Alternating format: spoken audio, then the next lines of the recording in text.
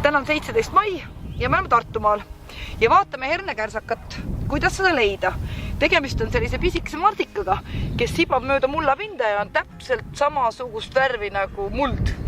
Ja närib siis, näete, siin on nüüd näha üks, ma ei tea, kas siin õnnestub praegu seda siin zoomida täiesti juhuslikult, et ta on täiesti sarnane mullaga, väga raske leida alguses.